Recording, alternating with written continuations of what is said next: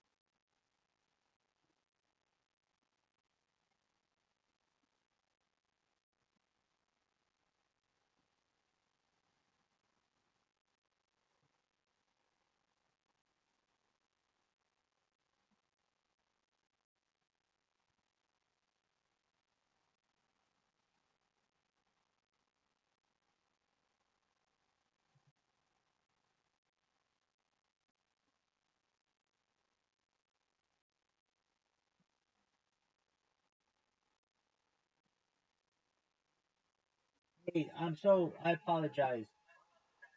My modem went down for a second. Can you give me a couple seconds and then we can continue our discussion? Okay, bro. Excellent. I appreciate your patience.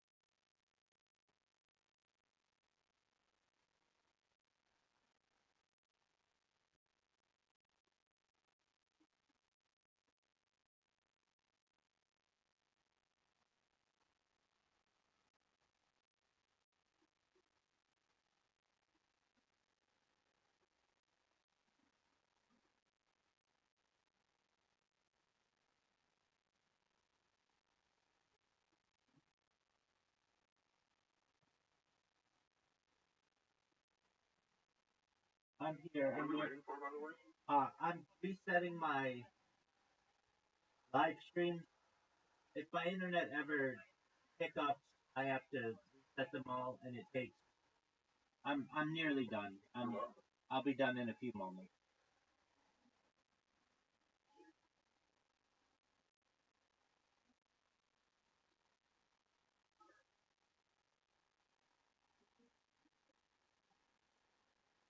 All right, there we go. Thank you for this. Um, so as I was saying, at least when I'm asked about what is God, I go to Mahammad, Rambam, as he's affectionately called, and what he very simply summarizes what it is to be a Jew is the 13 principles of faith. Does he love the word? Oh, most certainly. So the idea is that we have an existence of God, the belief in the existence of the Creator, who is perfect in every manner of existence and is the primary cause of all that exists. There's the unity of God, belief in God's absolute and unparalleled unity. There's the incorporeality of God, belief in God's non corporeal nature. God does not possess a physical form. And then this is right where we got cut off. So there's the eternity of God, or the eternality of God. So this is belief in God's eternity, that God is beyond time. And That's fine. the fifth principle of faith that we have is God alone is to be worshipped. The belief that prayer is to be directed only to God. No other being or entity is worthy of such worship. That's why within Judaism, we don't have, you don't need to go to a rabbi to be able to pray, like you may need to go to a priest or have a confession or go to pray to a saint. You don't go to a priest for pray, but for guidance. Certainly. On how to pray effectively, I guess, is what they would. Certainly, but you do in some denominations go there for like as a reconciliation medium, somebody who takes your prayer to God. We don't need that. We directly communicate with God. There's the prophecy of Moses, so Moshe Rabbeinu. Belief in the prophecy of Moses, our teacher, is considered true, and he was the greatest of all prophets, both before and after him. The divine origin of the Torah. Many people struggle with this, but the idea that the entire Torah, including both the written law and oral law, was given to Moses. There's the immutability of the Torah, belief that the Torah will not be exchanged, nor will there be another Torah from the Creator. The idea of God's omniscience and providence, belief that God knows all the deeds and thoughts of human beings. There's reward and punishment, belief that God rewards those who keep his commandments and punishes those who transgress them. The coming of the Messiah, who we call Mashiach, belief in the eventual coming of the Messiah and the Messianic era, and resurrection of the dead, belief in the resurrection of the dead at the time when it will please the Creator. So essentially, of these, when someone asks me, well, what is God?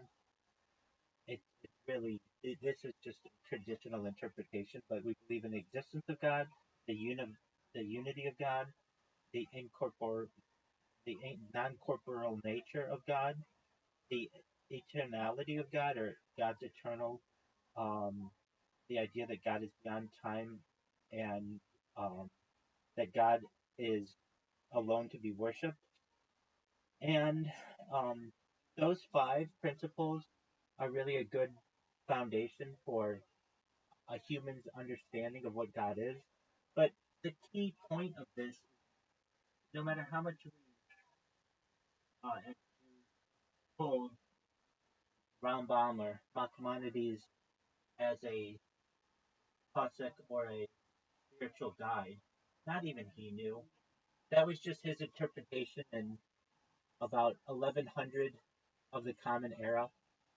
If you really want to know what God is, if you ask me and I'm talking to people and I people of all faiths, and I don't want to offend them, and I want to make sure that they understand what I understand.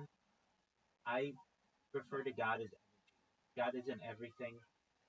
And when I say God is energy, people who are secular can understand that.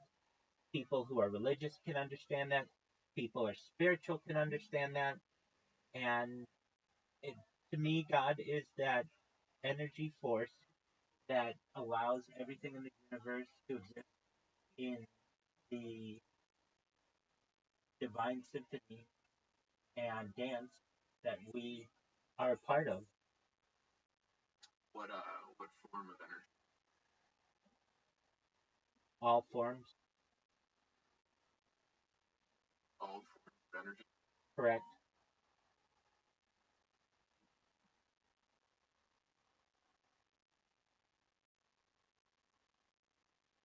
So Meaning, there's not really like a. I would imagine you don't have. So okay, well, that would be non-incorporeal if you had a.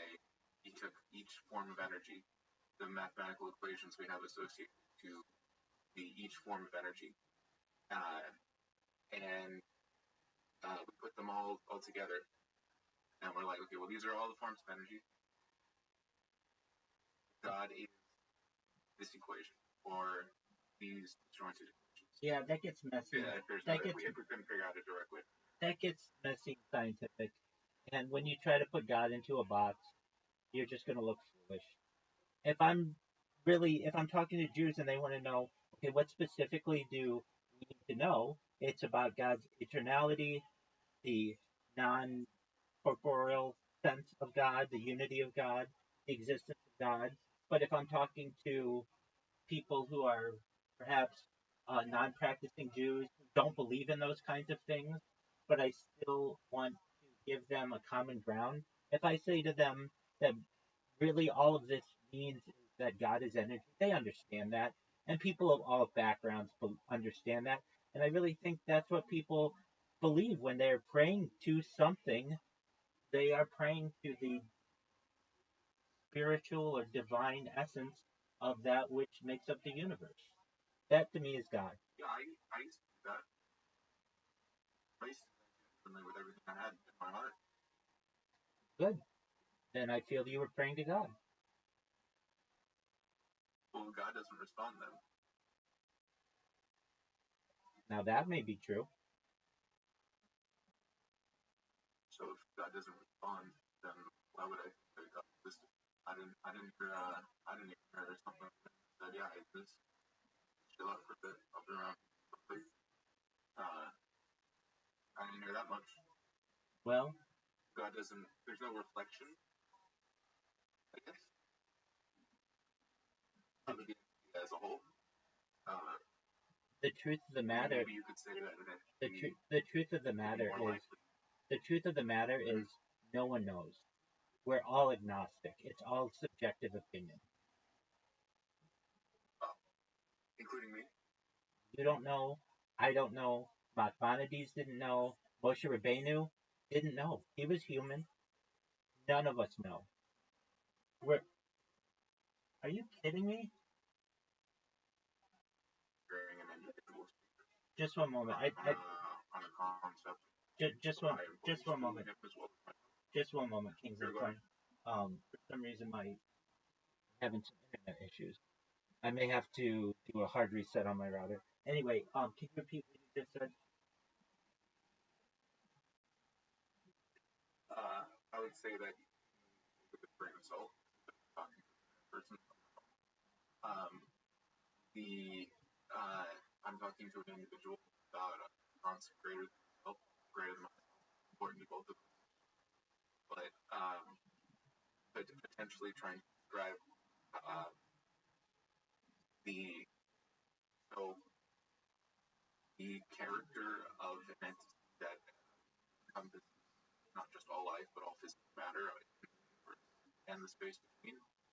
So I would say that it's likely that it would be difficult to describe that in its entirety, let alone impossible. But I would probably still say that you describe that often, be able to focus on key points in describing an entity such as that that is still realistic to modern times and the information that we have access to. But I would also say that if an individual says no one can understand X concept or whatever concept it is, that would be there are only a couple reasons for that. One in which it doesn't make sense. You couldn't understand it. There's nothing really to grasp onto at the end of the day. There's no overarching arc that you can grasp onto to say that that's correct. Or it's complex enough that it's so difficult to describe that you would suggest to someone that even if they grasped a part of it, they wouldn't be able to grasp the whole. So you could never say that you totally actually understood it. But in the same way, you wouldn't actually be able to understand anything, because everyone at this point in time references data, like a textbook at some point, because there's very few people, if very many people at all, that have a perfect memory, especially when it comes to No one. You do have to. No one has compute. No one has telling the truth. Well, right, I agree. But but I also some people are extremely good at it. Okay. And so good at it that they only surround themselves by truthful people. And they allow themselves to not have to focus too much on what's true and what's not. They work really hard for a very long time to be in a place rigid foundational truth based in scientific principles, grappling with data inflow, creating models that are accurate and about everything that allow everything else to be built on a strong foundation.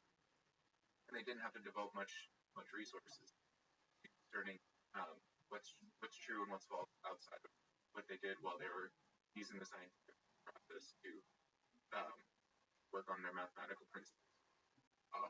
It would still have to have some amount of figuring out what's true and what's false.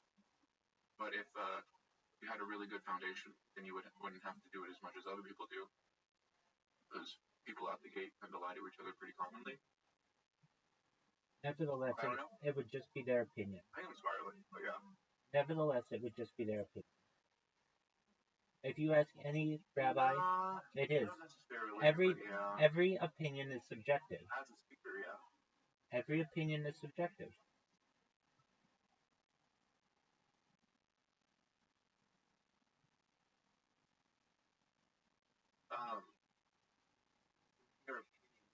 Kind of.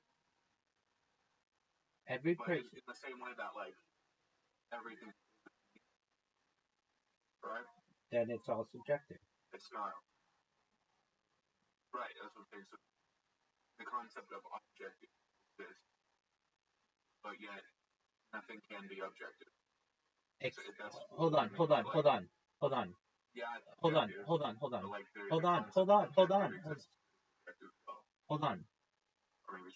The idea that you're saying is a very crucial idea.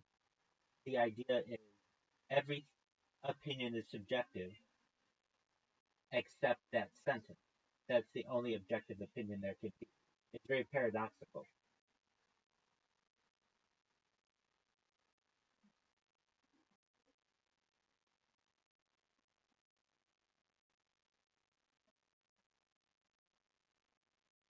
Well, there's my perspective, or that which I call myself, and then there's which factors my sensory experience of the natural world. I recognize that most genuinely through communication with other entities such as myself, that there are other entities such as myself that record things in a similar way I do, in a similar way that I do. Yet my memories are not stored in their brain, and their memories are not stored in my brain. Each of us has memories in our own brain. So you take the grand total of you have an event that happens in a circle of 100 people. Each of them might have a subjective experience branching in from their personal life to that circle, experiencing the thing that happened that everyone say happened at the same time, and branching back into their own momentum when they leave the circle. You can say that that's still their individual subjective experience. But what happened within the circle is still is the closest, easiest way to determine what an objective experience is. That's true, but it's still subjective. Because you could always have a larger group that interprets that which the smaller group interpreted differently. At a certain point, the foundation. So I guess it would. Then you had 1,000 people. So if we're there's one flower that like once every 100 years. I remember what it's called. The corpse flower. The what? Corpse flower. No. It's flower. It's not a fucking mushroom. No, the corpse flower isn't a mushroom. It's a flower. I thought it was called like the stench or something. Well, we'll look it up. I don't remember what it was called. Flower. It might not be 100. That blooms once 100 years. I know the corpse flower has a very long. Maybe it's not every 100 years. Maybe it's every day. I don't remember. Okay, Queen of the Andes is 80 to 100 years in the wild. Whoa, Queen of the Andes. All right. Let's go with the Queen of the Andes. Okay. Let's suggest that we got me to a point where we knew the night that it was going to bloom. Okay. Or day. I don't actually know if it blooms day or night. Sure. But let's say we knew the night that it was going to bloom. Okay. And we managed to have. We wanted as many people to witness it as possible. Okay. But the more people we wanted to witness the flower as possible, the more we realized that you can only have so many people be in a circle around the blooming flower before people aren't able to see anymore. Okay. Because of the three-dimensional limitations of the experience we're trying to have together. Okay. So 100 people in just a circle, exactly around a flower, all have a different perspective on the flower blooming at one time. Not necessarily. Not necessarily. Not necessarily. Hold on. I disagree with you. I disagree with you. They don't all have the same vision or the same ability to interpret color or the event. So their interpretation would vary individually. Very unlikely that they would vary very much. I disagree. If you take 100 people, 5 of them are going to have vision issues. I don't think they would be in the circle trying to see the flower. Most certainly they would be. I would want to see that flower, and I have vision issues. So do I. Okay. I was some sort of had 20/20 vision, or had some correction to obtain something 20/20 vision. Okay, so then a little bit of glare, and I have to squint a little bit. I was assuming that the people in the circle would at least be able to see what they were looking at. Otherwise, they wouldn't have willingly been in the circle in the first place. I disagree with that. I think that there are people who have less than perfect vision. I mean, really, perfect vision doesn't exist, but let's say less than average vision who would want to partake. Can we put them close to the flower? Well, then, isn't that going to change the subjectivity of their view? Wouldn't that make it so that people that are behind them want to sit at an equal distance, not be able to see it? Well, not. Because there's someone in the way that couldn't see it. There's that. Perhaps they don't need to be closer, but they need to be farther. They are farsighted and not nearsighted. They wouldn't need to be farther. There are some people who have severe farsightedness who would be able to interpret this event better if they were farther away from it. I guess the 100 people in the circle would be the actual standard that I suggested. You're telling me that 100 people equally dispersed in a circle exactly the same radius around a flower that's about to bloom that night once every 80 to 100 years. Big deal. You're saying that there are some people that wouldn't be able to see that and would need to get farther away from the flower to be able to see it. Yeah, people who are farsighted. Okay. I guess we could ask an AI to crunch the numbers real quick. You take people's average shoulder span. Okay, I get what you're saying. Let's Multiply that let's by find 100, it. and that would be the circumference of the circle. Yeah, And let's if find once you it. have the circumference of Let's the find it. circle, then Let's we can find say it. how Let's far that find is. it.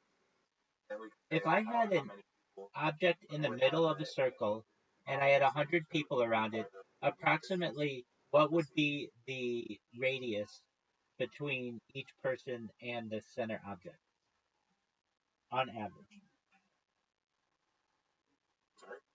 I'm asking AI. Oh, perfect.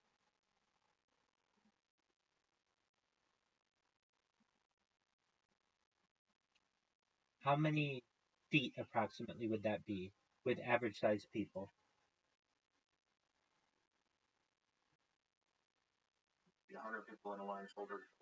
So if we assume that you have 2 feet of space between each person, 100 people times 2 feet, 200 feet. 200 Find the radius of the circle.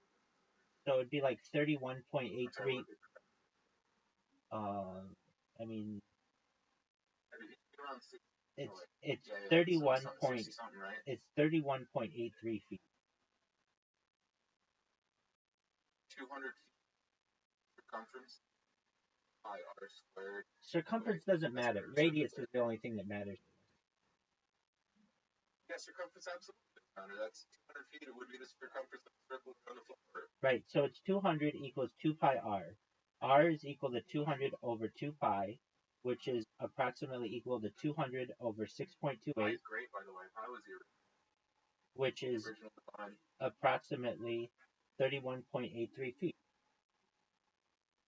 Maybe one of them. I'm thinking about money. Why? So if people are 2 feet apart, then the radius of the circle would be approximately 31.83 feet. That means you'd be 30 feet away from this thing.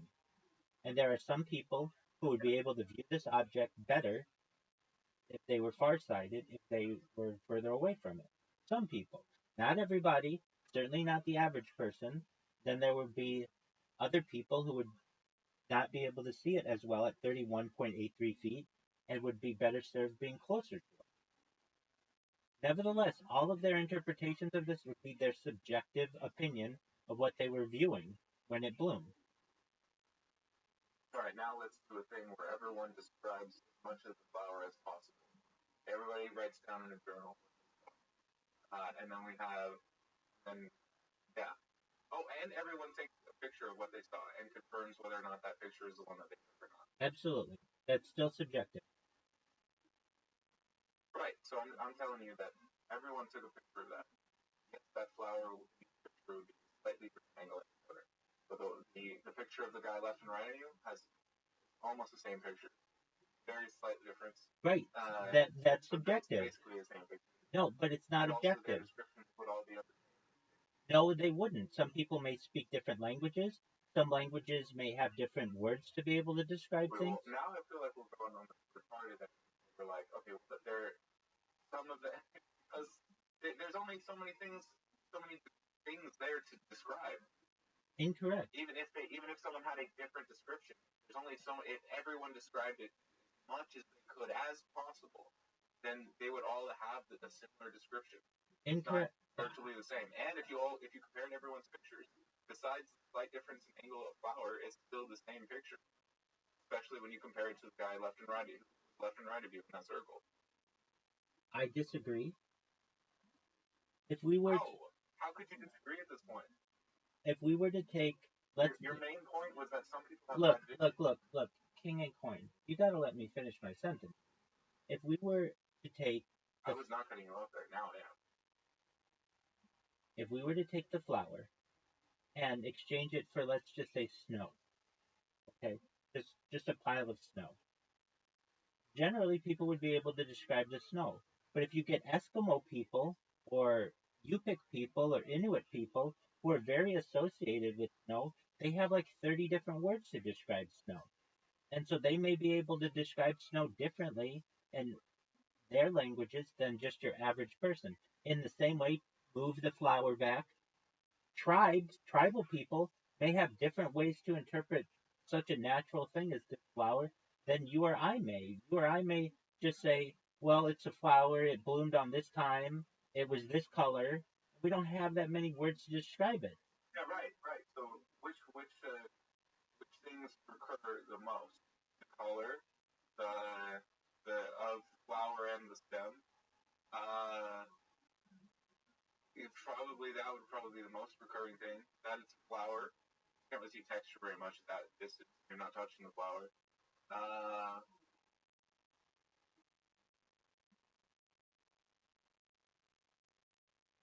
the flower's height off the ground, I guess. I don't actually know what that flower is, like what it actually looks like. I know, I don't, but we're only naming physical attributes of it. There may be people who could smell it, and they would just go at length. You're saying that. Let's say the flower was yellow. Let's say the flower was yellow. If anyone in that circle said that the flower was red, would that be like? Would that be a good thing? There's a significant amount of the population that's colorblind, and their opinion may not equate to that flower being yellow. Do you think that person would say that flower is red? Or do you think that person, the way that they associate color, they might say they might say a lot of things are red that aren't red to most people, given the color spectrum that most people have access to? I mean, even the interpretation of color is subjective. I would say that it depends on how they're colorblind. You want to talk about the outliers, right? Well, I mean, we're talking about 100 people. Let me see what the average is for colorblindness. Yeah, but that's still a significant amount of the population. We're supposed to talk about the outliers, not what's most recurring. I'm saying that each of those individual people, every single 100 of them, will have a different subjective opinion of how to describe that flower. What you were saying was that you were saying that a notable portion of them can't see very well. Correct. Now we're talking about color blindness. You were suggesting nearsighted and farsighted. Correct. So we're talking about how it is that a person would poorly rather than someone would see it well. Okay, so we had some sort of standard about how people envision things, how people see things with their eyes, and then we immediately went to the part where we were talking about how a person wouldn't have access to that standard that we would recognize as being the regular way to see things. So even if you had people who had very similar vision and they weren't colorblind, they were all of similar ages, and they spoke the same language, and they spoke the same languages. I think that age would have a major effect on it. Older people generally have a older people generally have a larger vocabulary than younger people. They've had more experience to be able to increase their lexicon. I mean, old people. No. Older. People who are 20, 30, 40, 50 years old have had more time to develop their vocabulary than someone who's 10 or 15 years old. I would say that when you're in there, from high school, a lot of people stop getting their vocabulary.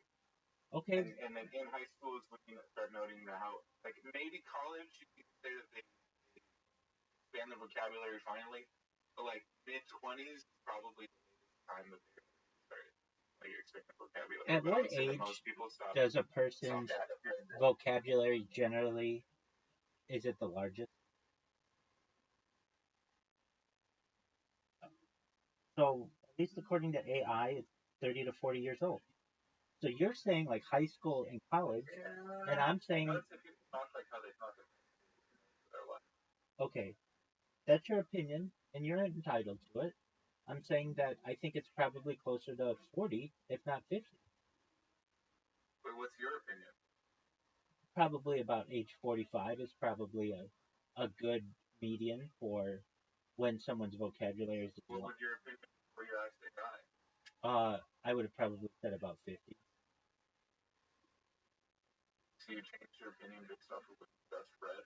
Yeah, probably. I mean, if it's going to say 30 to 40, okay. I would have probably said 40 to 50. Well, yeah, I'd say the same.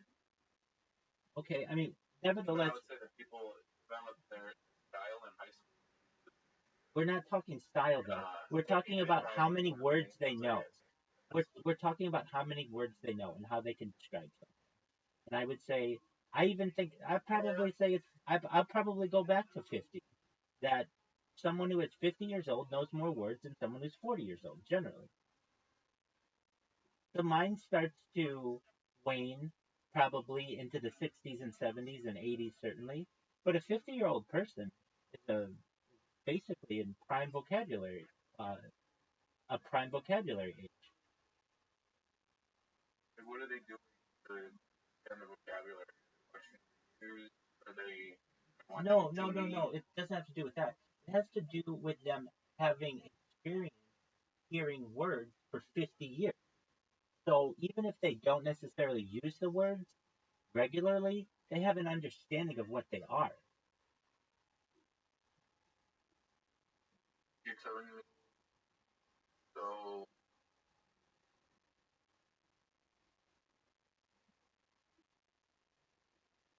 I guess. Yeah.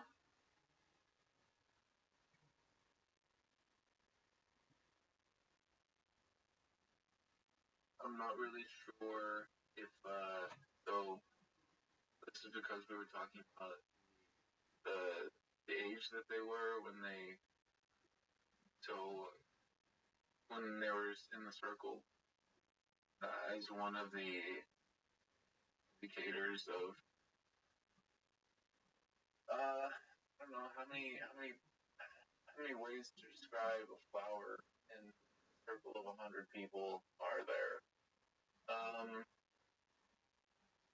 I suppose to a Infinite. creative type, Infinite. who's very artistic, might be able to describe more than the average person. It's But I would also infinite. suggest that not many people would like that, Infinite. and many of them would try to take the most simple explanation possible. And you have some artist types that would try to expand as much as possible uh, on that description, but ultimately still describing the flower if the dead space points the same. Maybe if the if the flower was yellow, uh, maybe they would not say just yellow, but they would ultimately be describing a yellow flower in the same way that the most simple person in that circle describing a yellow flower is correct.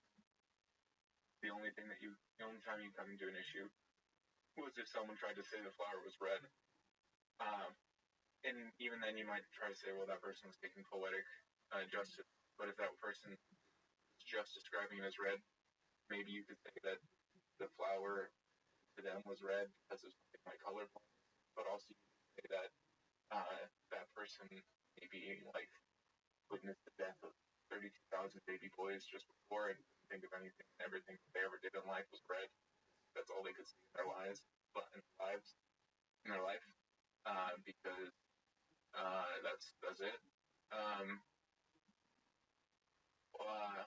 or I don't know, maybe they cut their hand like recently while working on a well, but not when they were in carpentry, but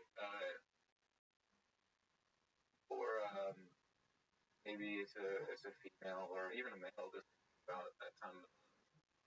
Or there was recently a red moon. Maybe they were thinking of that. We're thinking about outliers, or we're thinking about the subjective sense of the whole point of having 100 people around the flower. I'm saying that there is The no. whole point I was trying to make I'm about saying the 100 people around the flower is that the more people you have describe the same event, especially if you have in front of them while they're speaking, the more they synchronize what that flower is actually like. I'm saying that all of their opinions. That was my main point that I was trying to make. I understand. That's okay. I'm saying all of their opinions are subjective.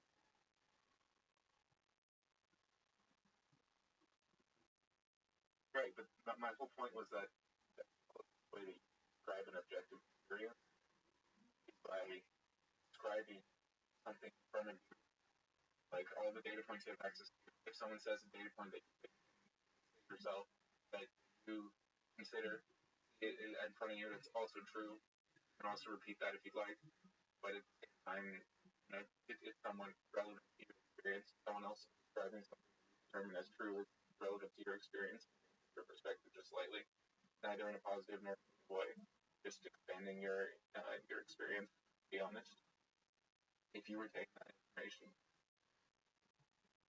All of their opinions would be subjective. They would be working towards a more objective goal, and you might be right? able, That's what I'm saying. but it's still That was my it's point. still a subjective opinion. Well, if yeah, exactly. Objective have a third person perspective on it. So let's say you recognize your sensory experience, but then you're also recording what happens to objective individuals. So everyone who was also recording the third person perspective of the 100 people in that circle looking at the same flower was recording an objective relative to 100 people. But you Whereas just if there was 1,000 people, everyone recording that event was recording an objective sense of what occurred to 1,000. you're just looking at this in human terms. We could have animals that, Right. So you would only be able to have a sliver of it, one person in that crowd. which is a subjective opinion of what you believe the color of that flower was. Right. And then if someone like later who wasn't there says the flower was actually purple, then you could be like, no, because you knew it was yellow. And then if another person wasn't there, or you're not sure if it was there, and they said, yeah, it was purple, dude. What the fuck are you talking about? I was there. And you go, oh, it was yellow. That's And fine. another person says, yeah, it was yellow, and you're like, oh, it was. You may not like this. And another person said it was yellow. You may not like this counter to this, but essentially you have your 100 people. They all agree that it was yellow. That's fine. You could have an alien civilization. You could the one guy who said it was red. not even that. You just have 100 people. They all agree that it's yellow. They don't go into the shade of yellow or how it made them When feel. I tried to say that, you told me that we're colorblind. We do, because that's a realistic. That's a realistic scenario. But I'm saying, even if you were to say, okay, let's get it. But I'm saying that now we don't have 100 people. I'm saying that That's all. I'm granting you the idea that if you could, you can't, but if you could get 100 people to agree that a flower is yellow, that still doesn't mean that the flower is yellow. You told me we couldn't. I agree with that. There are going to be some people who say that it looks like it looks peach. There's going to be some people who say that it looks like lilac. There are going to be other people who say that it looks very poor for a flowery. I'm saying that that's just a human interpretation of it. There will be people, and you won't like this counter, but if you had an alien civilization of, let's say, 1,000 aliens watching these humans do this, they could be interpreting this flower on a different wavelength, and it may not be yellow to them. Of course. We're talking about different wavelengths. We're talking about different. We're talking about other biological. That's what color is, though. That operate in color spectrum. That's what color is, though. It's essentially how our eyes interpret different wavelengths. Right. So, but if we were talking about an actual objective, meaning third-person observer did not interact with the system outside of observing the colors, observing the light that radiates off it from a place with nothing behind it, it would need those light, or like, you know what I mean. So like if it was in orbit and it was just laser focused on the circle of 100 people looking at the same flower, and it was just like, okay, well now I have an objective closer to objective. Not only can I Wait, focus on this you said it circle of 100 perfectly. people, but I can look at that with that same level. So at any point at any time, Closer at to any objective. at any place in, Closer to objective. Still a subjective yeah, opinion. right. So these are just individual Right, but, subjective opinions. At a particular scale, uh, you would recognize that the structures by which the objective possibly operate and the most objective possibly operate at, and yet still record information. If those are in agreement, then you would have a system that can observe and share that information with other systems in a way that would be determined as accurate and trustworthy rather than incorrect.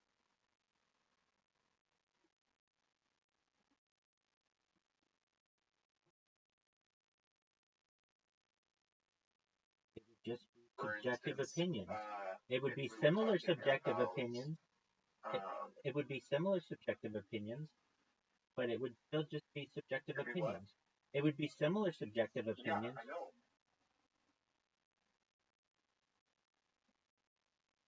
But I'm talking about how close to object or object, or, you know, I Every guess I wouldn't be able to say pure every objectivity every because opinion just objectivity every opinion is every there's opinion objectivity as its definition, every and then opinion there's every opinion is subjective. Whether it's the alien, whether it's the people in the 100 people sitting around the circle, or whether it's a dog. All of their opinions are subjective.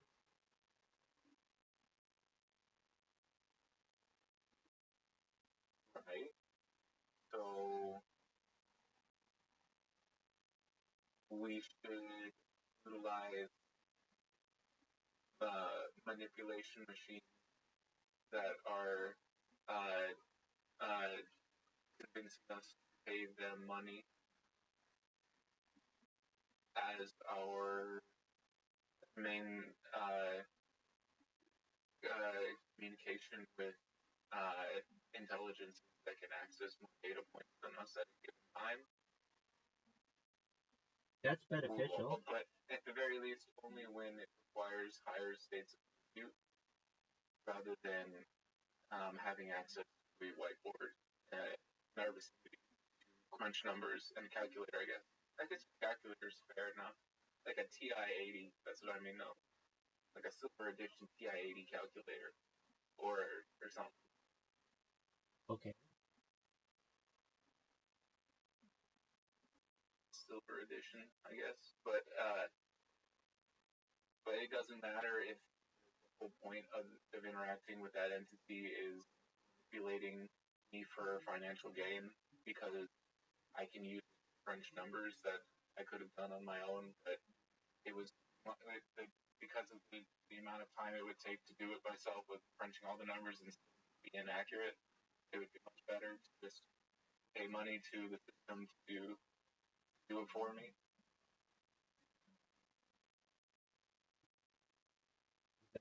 Is that right? Is that what we're supposed to do? And everything until, like, you can answer all of the day-to-day questions I might have.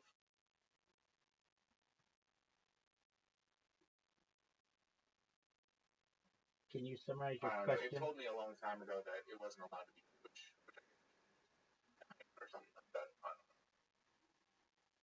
Can you summarize you have to turn off things on Saturday or something. Can you summarize your question to me in one sentence? Which question? Whatever question you have.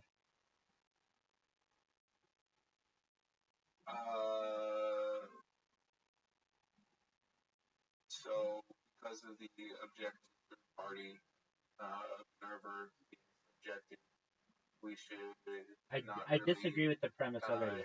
I disagree with the premise things already. from an objective I disagree with the premise already. We should just consider what is relevant to our individual our individualized perspective.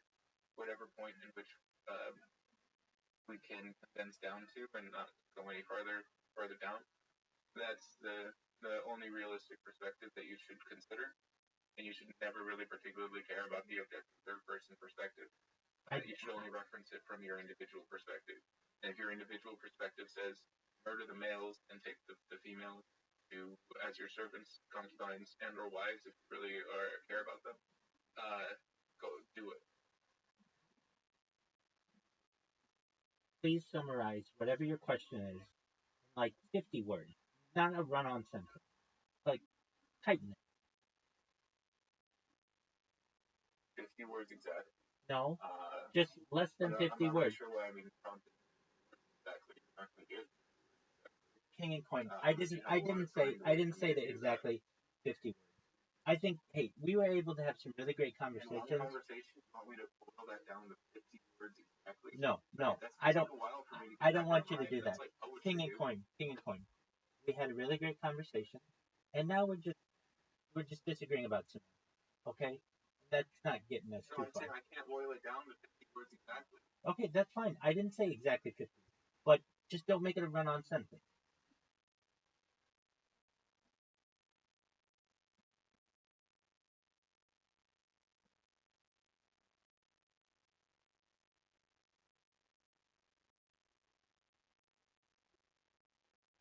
Run-on sentences don't exist.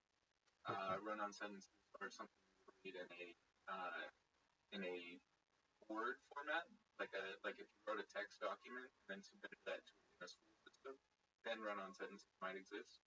But in conversation, run-on sentences do not exist. And the idea that you've done something wrong by saying one. Beautiful. King and coin, it's been a pleasure to be able to speak with you this evening. If you ever have any other questions, I'd be happy to discuss them with you. I've got some other projects that I'm going to take on right now. Feel free to watch the program that I'm watching, and I want you to know that I appreciate your inquisitiveness. I think you're a very smart individual, and you're welcome here anytime, okay? Unless I've given you a couple hours of my time, and I have other things that I need to attend at this moment. Thank you for your time.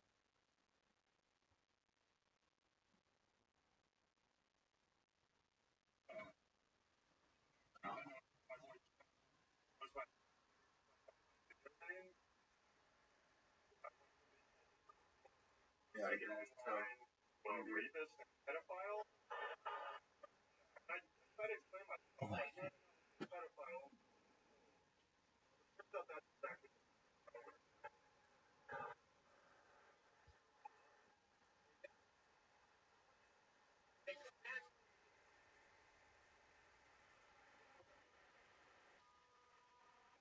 Your voice is bigger than all scary people that are.